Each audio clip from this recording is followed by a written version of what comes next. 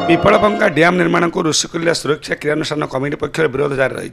है। आगामी दिन में आंदोलन को व्यापक कर शुक्रवार उत्कल आश्रम परिसर में आयोजित एक सांबादिक सम्मेलन में कमिटी पक्षर सूचना दी जाइथिला। एही सांबादिक सम्मेलन में आवाहक सुधीर राउत, भालचंद्र षडंगी, मागता बेहेरा, आदित्य रथ, कविराज साहू, संजीव रेड्डी, विजय साई, सुभाष राउत, लक्ष्मी नरसिंह रथ और के नंदेश सेनापति प्रमुख जोग देते। पूर्व डैम विरुद्ध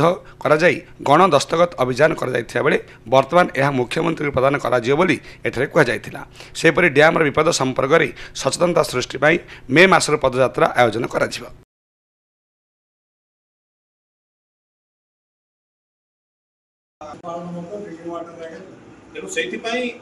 इंडस्ट्री को चाष को बर्बाद करी पीवा पानी को अफेक्टेड करी इंडस्ट्री को पानी दबार आम ना नहीं वर्तमान जनशुणी सरी लोक विरोध कर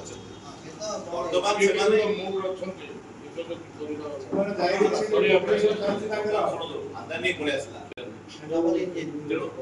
आदानी आगुरी टाटा थिला मत जन बीजेडी नेता कहले आगुरी टाटा थिला आम आदानी को भावी नु आदानी पड़ा आम विरोध करूँ बुझे आम खाली टाटा भाव कथा कोर्ट को नहीं बहुत कथा कोर्ट एक्चुअली देखो गोटे नहीं